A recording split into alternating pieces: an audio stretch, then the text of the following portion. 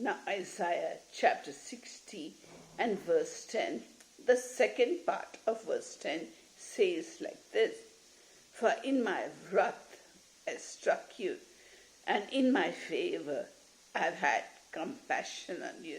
So having accepted the Lord in our hearts, if we go back into sins, then God will punish us and use whomever or whatever he wants to bring us back on the right path.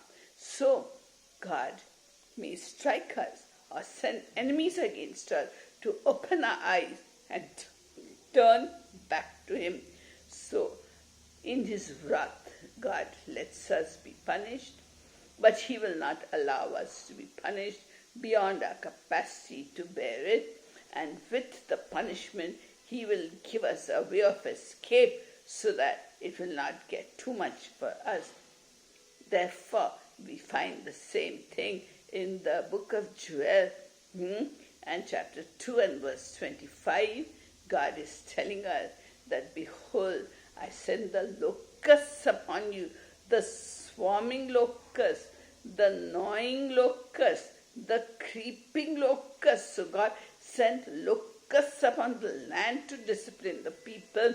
Like that, he may send people against us until we realize that there is a God in heaven. And then he says, my great army which I sent against you. But God says again in Joel 2:25 that I will restore to you double full of what the locusts had eaten. So once God trains us and disciplines us and we come back to him, God has compassion on us. He has mercy upon us, and he returns to us double full of whatever he allowed the enemy to steal from us. Has he stolen years of your life? Has the wicked one touched your finances or your health or your children or your relationships? Has the wicked one touched you in that area?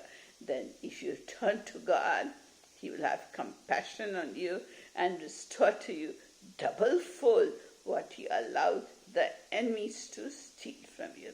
This is the promise that God is giving us through